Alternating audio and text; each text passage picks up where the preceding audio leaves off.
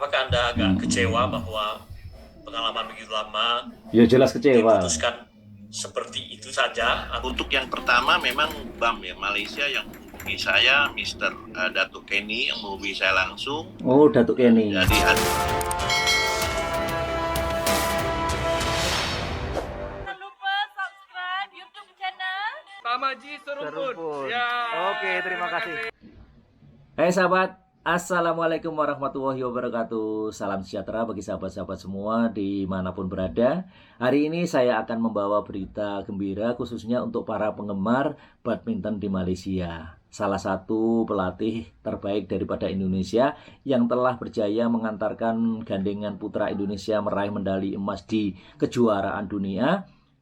Heri Imam Pringadi atau yang akrab disebut dengan Heri IP akan segera bergabung melatih gandengan putra badminton Malaysia. Namun di balik kabar gembira ini ada pertanyaan besar yang muncul, mengapa Heri IP tiba-tiba memilih Malaysia sebagai negara tujuan untuk melatih. Apa sebenarnya alasan di balik keputusan yang mengejutkan ini? Apakah ada masalah yang terjadi di Indonesia? Jom kita reaction sama-sama videonya. Play. ya saya sebagai manusia pasti ada rasa kecewa adalah kan, tetapi kecewa itu kan ada yang kecewa berat, kecewa ringan.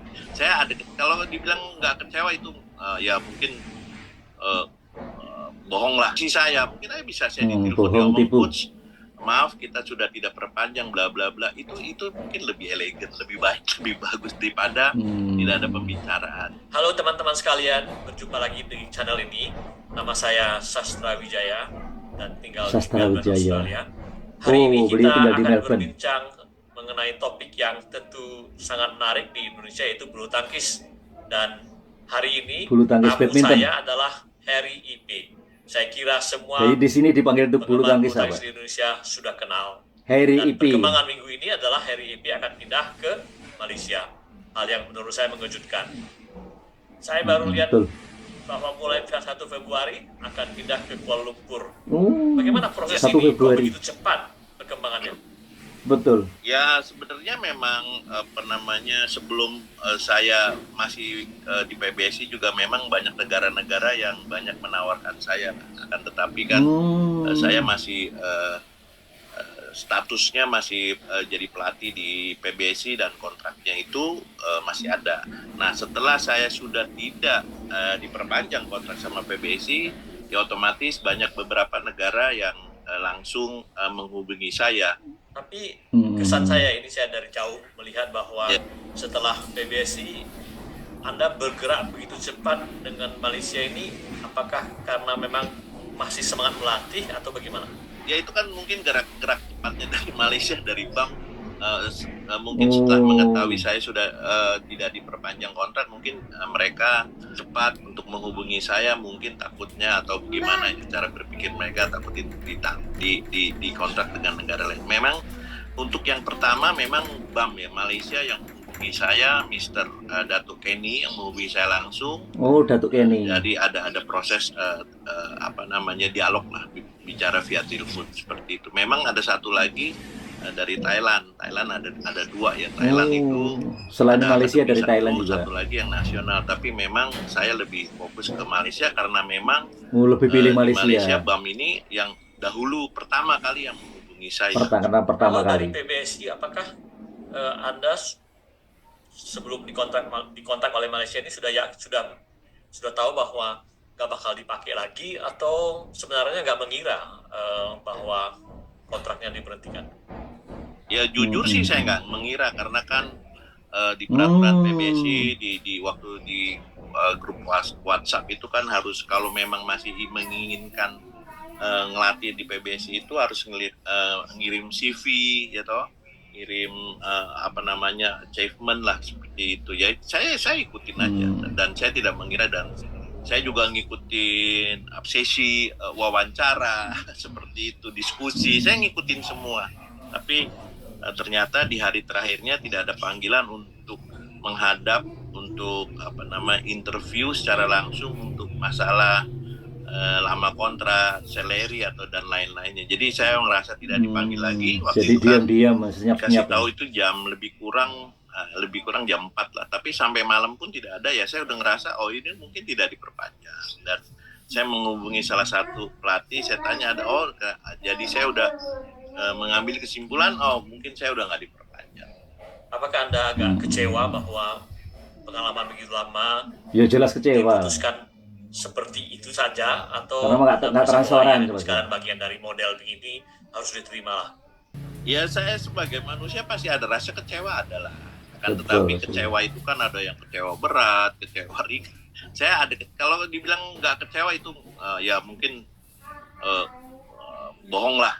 Rasa kecewa tetap Bohong ada, itu tipu akan lah. tetapi saya juga mengerti mungkin keputusan pengurus baru untuk tidak memperpanjang kontrak dengan saya, yaitu hak mereka. Jadi saya juga bisa terima lah, saya bisa terima ya toh dengan keputusan itu, akan tetapi alangkah baiknya dibicarakan. Betul. Mungkin versi saya Awal-awal. bisa saya ditelepon diomong, coach maaf kita sudah tidak perpanjang bla bla bla, itu mungkin lebih elegan, lebih baik, lebih bagus daripada Jadi tidak ada jangan pembicaraan diam-diam. gitu. Dan saya tidak bukannya komplain, tidak protes, cuman caranya, bahasanya, karena Caranya, saya kan betul. cukup lama lah di PBS. Itu aja sih yang saya sesalin. Kalau dari pihak pemutusan tidak perpanjang itu nggak ada masalah buat saya, nggak apa-apa. Dan karena saya juga rasa cepat atau lambat itu tidak selamanya kita di PBS.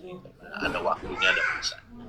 Sekarang Anda 62 tahun, banyak Ya. orang juga kalau kerjaan lain sudah pensiun, tapi Anda sekarang pindah ke Malaysia, 62 berarti Anda masih tahun melihat usia beliau. beberapa tahun ke depan tenaga masih kuat untuk melatih. Memang kan pilihannya setelah tidak dikontrak sama PBC, mungkin pilihannya dua waktu itu, pensiun atau lanjut. Pensiun Tapi lanjut. saya pikir-pikir, saya diskusi sama anak, sama istri. Kalau sama sekarang familinya dulu. pensiun, apa yang harus saya lakukan? Apa nextnya, berikutnya seperti itu? Akan tetapi saya ngerasa, saya masih sehat, masih Kuat. seger, masih oke loh, masih bisa ngelatih seperti itu. Jadi saya masih boleh waktu ya. itu saya memutuskan kita 4 tahun ke depan lah, seperti itu. Mungkin 4 setelah tahun ini lagi. ada rencana saya mau pensiun. Sekarang ke Malaysia, selama ini Anda selalu melatih di Indonesia. Walaupun Ya. Malaysia Betul. negara tetangga, tetap saja budayanya berbeda, mungkin pemain yang dilatih akan berbeda. Apakah Betul. ada kekhawatiran bahwa penyesuaian dirinya nanti agak susah ke sana atau tidak? Lalu saya Perlu penyesuaian. ada pemikiran seperti itu. Memang ada, sebelum itu juga ada India juga ada nelpon saya, nawarin saya, cuman memang waktu itu posisi dia ada juga. saya ngambil keputusan karena waktu itu saya masih di PBSI juga. Saya juga memikirkan kan adaptasi bahasa, budaya, itu juga harus dipikirkan, dan juga para pemain gitu. Tapi kenapa saya mengambil keputusan di negara tetangga Malaysia, karena mungkin budaya, makanan, adaptasinya hampir tidak terlalu banyak kesamaan. Jauh. tidak terlalu membutuhkan waktu yang lama. Satu, kedua, memerlukan waktu di yang sana lama. pun ada teman-teman, rekan-rekan, ada Reksi. ada Nova, ada Nova. Jever. Mungkin komunikasi di suasana di coach di Malaysia itu mungkin lebih beda-beda dikit lah sama di Indonesia. Jadi Betul. saya ngambil keputusan kenapa saya terima ngelatih di Malaysia. Kalau dari segi emosional, apakah mudah bagi Anda untuk berubah? Artinya begini, Anda selama ini 20 tahunan mengurus pemain Indonesia, tentu saja tiap kali pemain Indonesia bertanding, Indonesia yang tetap di hati ya, untuk menangkan begitu. Sekarang kalau nanti pergi ke Malaysia, melatih Malaysia, tiba-tiba berubah pikiran bahwa pemain Malaysia hari ini melawan harus tim profesional. Indonesia, apakah tidak merasa kesulitan nantinya? Pasti untuk awal-awal pasti ada, akan tetapi kita berpikir lagi, ini kan pekerjaan yang saya berpikir profesional, jadi memang tidak mudah untuk adaptasi, untuk memisahkan antara saya memang masih tetap orang Indonesia, akan tetapi pekerjaan saya ngelatih di negara lain. Jadi saya utamakan dulu ke profesionalismenya saya dikedepankan. Jadi memang tidak, kalau ngomong memang mudah, tapi emosional itu pasti ada. Akan tetapi dengan berjalannya waktu, saya berharap bisa memisahkan lah, seperti itu. Sekarang kalau kita lihat bahwa Malaysia sudah bicara serius mengenai Olimpiade 2028 dan mereka belum pernah mendapatkan medali emas, dan dan salah satu tentu saja ganda putra akan jadi tumpuan besar. Anda melihat bahwa ini lebih katakanlah tantangan yang lebih berat dibandingkan kalau melatih Indonesia? Menurut saya sama, karena setiap negara dimanapun, Reaksi. apalagi Indonesia, Malaysia, negara bulu tangkis yang berharap pemainnya ada yang bisa medali emas di Olimpik. Semua target utama semua mengarah ke sana. Kalau dibilang berat, menurut saya sama aja ya. Walaupun walau saya di Malaysia atau saya di Indonesia, hampir sama. Target itu selalu diutamakan karena memang di puncak olahraga apapun memang Olimpik yang nomor satu. Olimpik. Kalau kita balik bicara mengenai pengalaman Anda melatih di Indonesia selama sekian lama itu, pengalaman ataupun momen apa yang paling berkesan selama? Saya kira tentu banyak sekali ya. Piala Thomas, All England, kejuaraan dunia, itu kan begitu banyak Anda terlibat dengan para pemain. Apakah ada pengalaman-pengalaman yang berkesan sampai sekarang? Yang pasti tetap yang tadi saya bilang puncak olahraga itu di Olimpik. Jadi waktu Olimpik 2000 Sydney 2000 Chandra Tony merebut medali emas itu yang kesannya yang luar biasa ya. Tapi ada beberapa juga kesan memori yang sulit untuk kita lupakan ya. Tidak, memang dari urutan itu di Olimpik 2000 itu saya medali emas kan, kita Indonesia tiga finalis, cuman saya main terakhir di ganda putra, Tony Chandra bisa memberikan medali emas. Itu suatu kenangan yang luar biasa buat saya. Satu, kedua mungkin ada beberapa turnamen yang kejuaraan dunia ya, yang di 2015 pas kebetulan finalnya Hendra Aksan itu mainnya di Istora, kita sebagai tuan rumah. Jadi pas finalnya itu tanggal 16 Agustus. Nah, besoknya kita upacara kan 17 Agustus kemerdekaan. Kita udah rayain dulu di Istora itu. Naikin bendera, nyanyi lagu Indonesia Raya, dinyanyikan dengan seluruh satu gedung dengan yang luar biasa lah. Itu kesan-kesan yang yang sulit untuk dilupakan. Dan ada beberapa lagi All England atau kejuaraan dunia yang lainnya, lebih kurang kira-kira seperti itu.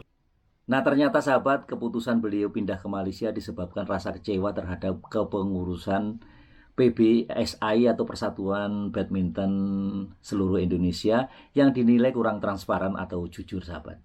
Nah, ini sangat disayangkan karena potensi seorang pelatih seperti Hairy Imam Pringadi ini, sahabat, sangat luar biasa. Namun langkah beliau ke Malaysia mungkin menjadi peluang besar untuk melanjutkan karirnya di lingkungan yang lebih menyokong bagi sokongan kepada beliau.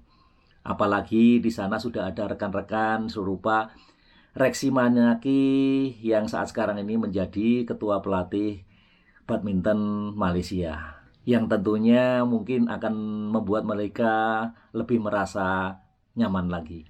Sebagai pecinta olahraga badminton khususnya, tentu kita berharap ini menjadi pembelajaran bagi pengelolaan olahraga badminton Indonesia. Talenta luar biasa serupa Hairy Ipih ini perlu mendapatkan penghargaan yang layak. Dan untuk beliau, kita doakan semoga langkah baru di Malaysia ini membawa kesuksesan yang lebih besar.